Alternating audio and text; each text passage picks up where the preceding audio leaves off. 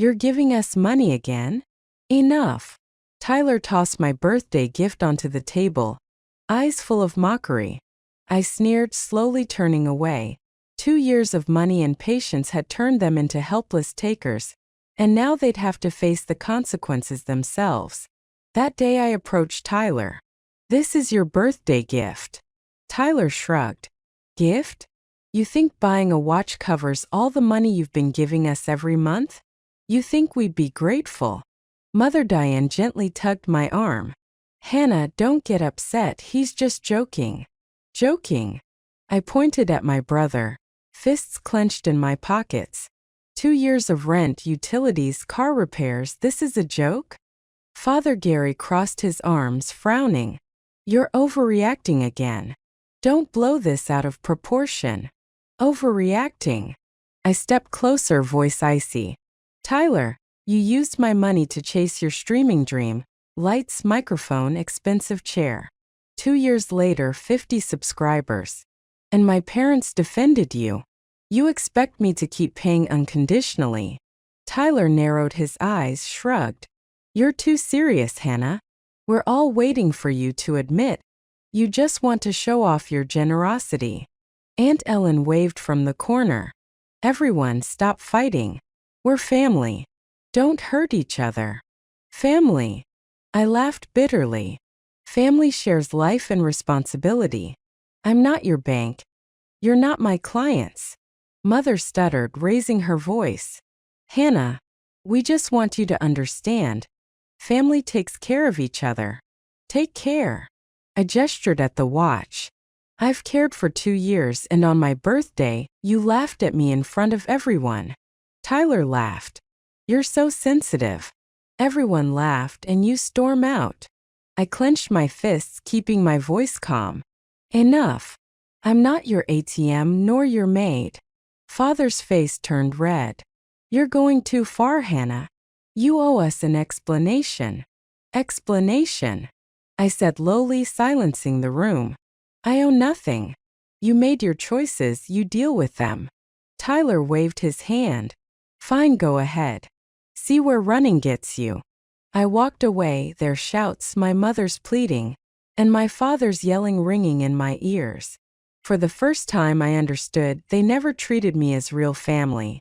A few days later I sat at my computer, staring at my bank account. 2 years of giving had left a deep void. Tyler's message blinked on the screen. "Need $500 for new streaming equipment. Can start making money soon." I leaned back and took a deep breath. The phone rang. It was my mother. "Honey, can you help us? Rent's due soon." I didn't answer. Her voice left a choked message. "Hannah, you're our only hope." I set the phone down, recalling every transfer over the past 2 years. $1,500 monthly rent. $300 winter electric bill. $1,500 for Dad's truck repairs. $900 for Tyler's streaming setup. Each payment had meant sacrificing my own life, skipping dinners, delaying work purchases, just to keep them afloat. Yet not once did they say thank you. Every time I mentioned my work, finances, or personal struggles, they either laughed or ignored me. That night, Nathan messaged, "You okay? You sound exhausted." I replied, "They ask for money every day. It's not help they're taking." Nathan's tone was firm. "Hannah, you can't keep doing this. The money is yours to give, but you also have the right to stop." For the first time, I realized my tolerance and generosity had given them control over my life.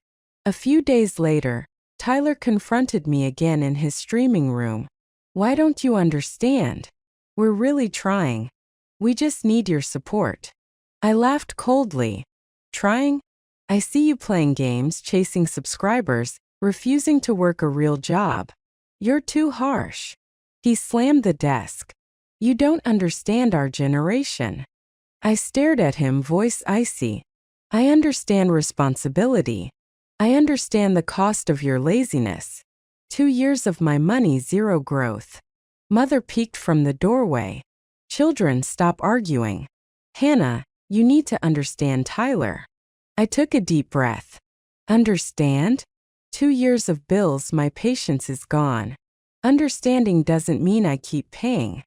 Tyler sneered. So you're ending our relationship over money? Not over money, it's your ATM attitude, I said calmly, like pouring cold water on a fire.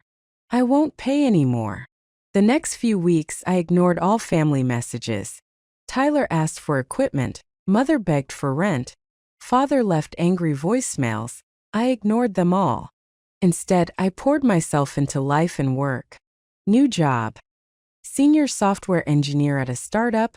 High pay, manageable stress. Nathan's family. Helping Richard fix cars, baking with Linda. Playing darts with Jason. Personal growth. Learning finance, planning my career, journaling reflections. Every step gave me strength and control. I no longer relied on their approval. One evening, Nathan said, I know a startup hiring senior software engineers. Better pay. Better team than you're freelancing. I looked at him, heart tightening. Finally, a real opportunity free from family burdens. I held my coffee calmly. I need to take control of my life. Nathan squeezed my hand. You can, and you deserve it. I nodded. Relief washed over me. Years of shame and pressure hadn't broken me. They taught me self-protection. Tyler sent another message, blunt this time. Can't you help me just this once? I replied. Figure it out yourself. The screen paused for seconds, then flashed a few angry words. I ignored them. Mother Diane called, voice trembling. Hannah, how can you do this? Rent's overdue. We might get evicted. I sat on the couch, calm. You've relied on me for too long. Now you deal with the consequences. Her sobbing stopped. Hannah, we're your family, I said coldly. Family doesn't blackmail with tears or treat you like an ATM. Face your choices. Hanging up, I felt light for the first time, not revenge but freedom. Weeks later, I learned my parents and brother, dependent on me for years, had their house foreclosed. They moved into a cramped rental. Their once comfortable home was gone. Tyler found a cashier job at Walmart, low pay, long shifts, no time for streaming. I felt no triumph, only peace. Their years of taking and indifference had caught up to them. Meanwhile, my new life was full of warmth and belonging. Nathan's weekend BBQs. Richard teaching me spark plugs. Linda inviting me to try cooking. Jason joking but laughing with me. Work. Collaborating on projects, enjoying real achievements. Personal growth. Journaling daily reflections on boundaries and independence. Each moment reminded me, my value wasn't in what I gave, but in being respected and accepted. One day, Linda left a notebook on my desk. For your next chapter. Thank you for being you. I traced the cover with my fingers, heart calm. No money, no control, just sincerity. I picked up a pen, writing my final lesson. Independence isn't just standing tall. It's choosing who walks with you. Tyler's messages remained unread. The house gone, streaming dream dead. Parents' demands futile. I smiled, breathing deeply, finally free. This was real victory.